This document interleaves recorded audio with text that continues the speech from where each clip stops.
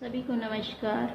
आज की political science की क्लास में आप सभी का स्वागत है। जैसा कि आप सभी जानते हैं, हम सभी ने लेसन 3 कांग्रेस प्रणाली चुनौतियों और पुनर्स्थापना अब तक 3 भागों में कर चुके हैं। आज हम उसके चौथे भाग में उसके मेन पॉइंट्स और इम्पोर्टेंट प्रश्नस को देखेंगे। तो आइए शुरू करते हैं अपना आज का लेक्चर। तो देखिए, जो कांग्रेस प्रणाली के बारे में हमने पढ़ा तो सबसे पहले हमने पढ़ा कि 1964 में पंडित नेहरू जी की मृत्यु हो गई। वो पिछले 1 साल से भी ज़्यादा समय से बीमार चल रहे थे। तो उनकी जब मृत्यु हुई तो सबसे बड़ा प्रश्न ये उभरा कि उनका राजनीतिक उत्तराधिकारी किसे बनाया जाए। तो सबसे पहले लाल बहादुर शास्त्री जी का नाम आया, उन्हें उनका राजनीतिक उत्तराधिकारी बनाया गया।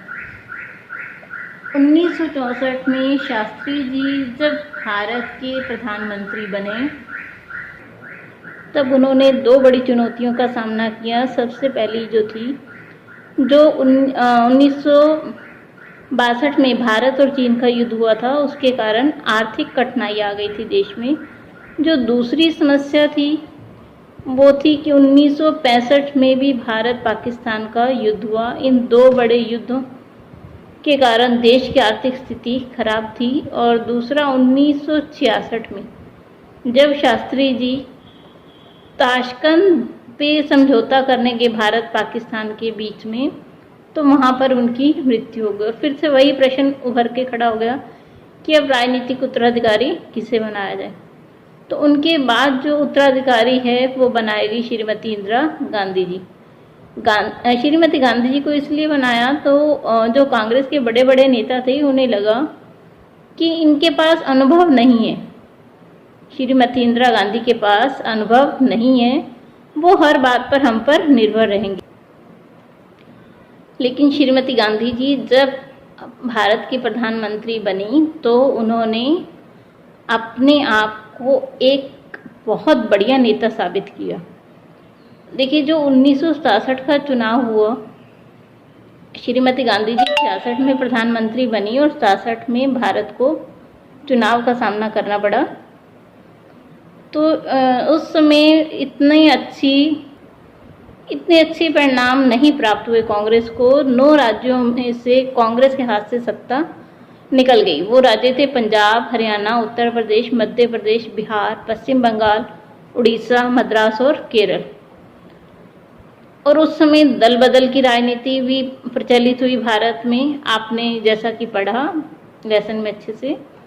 उसके बाद जो 1969 में कांग्रेस का विभाजन हुआ, कांग्रेस 2 दलों में बटी, कांग्रेस ओ और कांग्रेस आर। इसे नई और पुरानी कांग्रेस के नाम से भी जाना गया। कांग्रेस आर का जो अगुवाई की वो श्रीमती इंदिरा गांधी ने की थी। तो चलिए आगे देखते हैं इससे। इस विभाजन का कारण क्या था? वो था राष्ट्रपति पद का चुनाव। जो कांग्रेस ओ वाले लोग थे वो नीलम संजीव रेड्डी जी को राष्ट्रपति बनाना चाहते थे और श्रीमती इंदिरा गांधी ने वीवी गिरी जी का समर्थन किया। लेकिन उसमें वीवी गिरी जी की जीत हुई। तो उसके बाद कांग्रेस 2 धड़ों में जब बढ़ गई, कांग्रेस ओ और आर, 1971 में फिर से चुनाव हुआ, 5वां आम चुनाव जिसे हम कहते हैं। इसमें 2 नारे प्रचलित हुए। विपक्ष ने दिया इंदिरा हटाओ और इंदिरा गांधी ने दिया गरीबी हटाओ। तो जो गरीबी हटाओ नारा था वो बेहद चर्चित हुआ और इंदिरा गांधी को 1971 के चुनाव में भारी मतों से विजय प्राप्त हुई। तो देखिए, कुल 375 सीटों पर उनके गठबंधन के साथ उन्हें जीत मिली, जिसमें से अकेले अगर हम कांग्रेस को देखें तो 352 सीटें कांग्रेस को मिली थी, जो अब तक की सबसे ज़्यादा सीटें थी। और जो कांग्रेस ओ, जिसमें बड़े बड़े नेता जो कि अलग होके गए थे, उन्हें केवल 16 ही सीटें प्राप्त हुई थी। तो चलो आगे देखते हैं हम इससे।